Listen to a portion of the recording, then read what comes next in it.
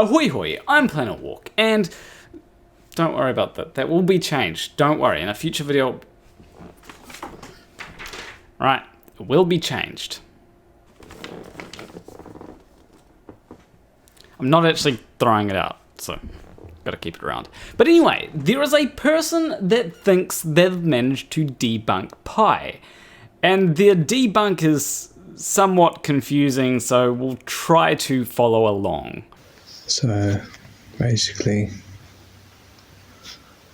3.33 radius divided by, because I'm saying it's 3.33, something to do with 3.33 recurring. Well, if you've got a radius of 3.33, first, don't tell Russian vids because he'll have quite a bit to say about it. But secondly, surely you measured that, right? Surely someone just didn't tell you that it was a radius of 3.33.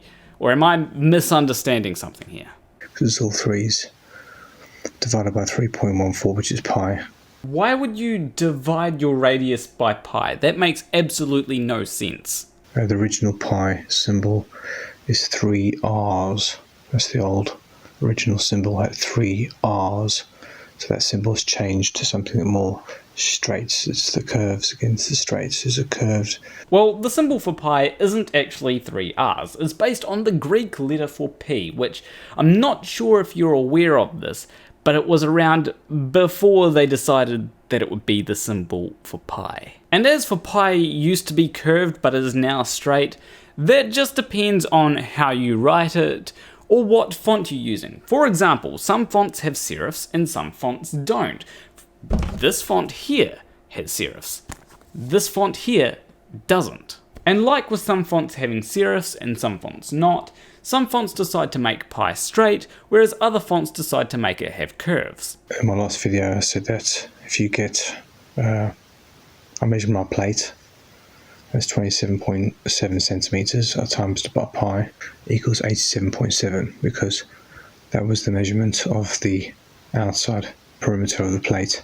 27.7 centimeters, I've got 87.7, give or take half a centimeter. Now I'm very glad that he said give or take half a centimeter, because when it comes to these kinds of things, you have to be very mindful of errors. Because sometimes errors can throw everything off and give you a result that isn't quite what you expect. So yeah, it doesn't equal that when you go down to here. So if you get 27.7 in times by pi, you actually get 87.0221169.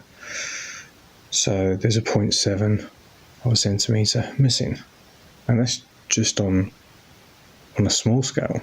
Except the problem here might be in your measurements, and I think I know exactly where the problem is. Even though you said that there could be a half a centimeter error on the circumference, I don't think that's where the issue is. I think that the error might be found when it comes to the measurement of the diameter. Now the reason why I think this is because when it comes to the diameter, you only need about 3 millimeters to throw everything off, and that's not a whole lot. But more importantly, when it comes to the diameter, it's very easy to measure a number that's actually lower than what the actual diameter is. That is because when I actually take time to properly measure the diameter of this, I get between 53 and 54 millimeters.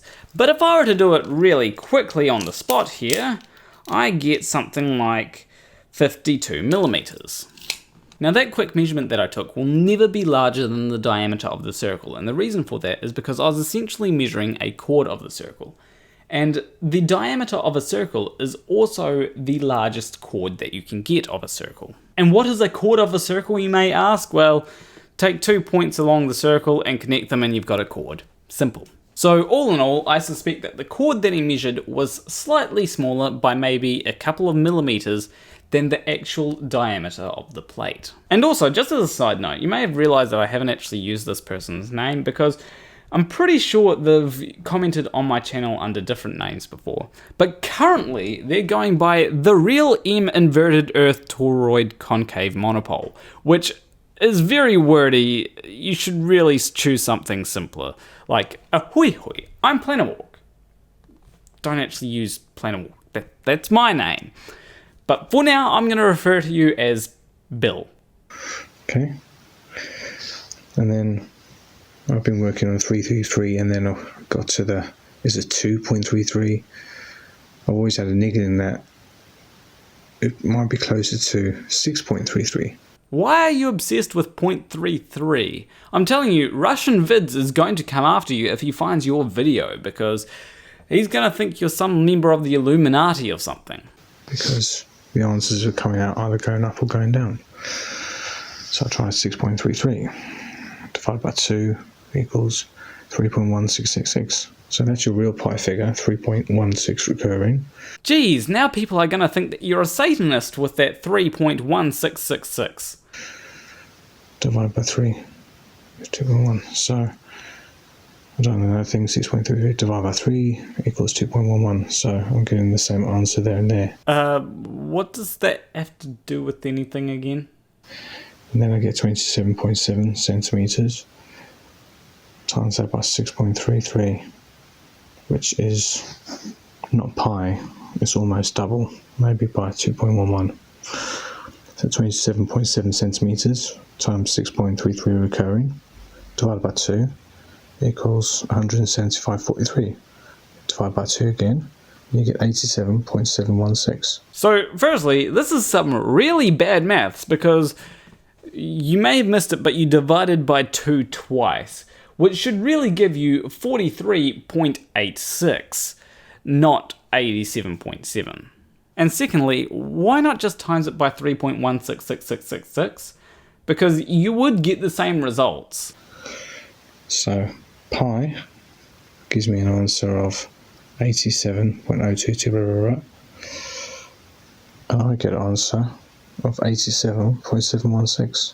Although the problem here, Bill, is that what you are doing is you are taking a number that you've just pulled out of your ass and tried to apply it to the results that you're seeing. However, a much better approach would have been to take the circumference and then divide it by the diameter. Because although you may not get a number that has the same kind of elegance as 3.1666, you at least would have a number that isn't just a guess. Or you could just do what I do and try and calculate pi using programming with virtual circles. Using Python, of course. And because of that bad joke that I just had to make, I actually use C# instead, even though I wrote this program, 5 months ago or something? Anyway, the results that I get from this program will depend on how much time I have. If I want a really quick answer, I get 3.141548. Now that is somewhat accurate, but that is a fairly quick result. If I want a result that takes a couple of seconds, I get a result of 3.14159052. Now obviously that is slightly closer, but what if I wait about a minute and a half for the results? Well, then I get a result of 3.1415925456. Now as for an hour, maybe 2 hours, I don't know, I don't have the time to wait for my computer to process pi because I probably will never use the result that I get from it, to be honest. Although I have figured out a faster way to calculate pi, but I don't have the time to go ahead and program that right now. I'll keep everyone updated. And also, when it came to the program I wrote, it's only using the Pythagorean theorem, a bit of logic, and nothing else to calculate pi. So it's actually something that you can calculate for yourself if you have a bit of programming knowledge. And the advantage to calculating pi in a program to calculating it in real life is that if you calculate it in a program, you don't have to worry about measurement errors that might occur. TAU is 6.3 recurring. Everything has to be recurring if you're living on a sphere, whether it's inside or outside. I have no idea why Bill thinks that you would need to have recurring numbers everywhere if you live on a sphere. No idea at all. A sphere can be a donut. A sphere can be a cylinder. What? A sphere can be a donut or a cylinder. A sphere cannot be a donut. It cannot be a cylinder. A sphere is a sphere. A sphere is a 3D object that has the shape of a ball.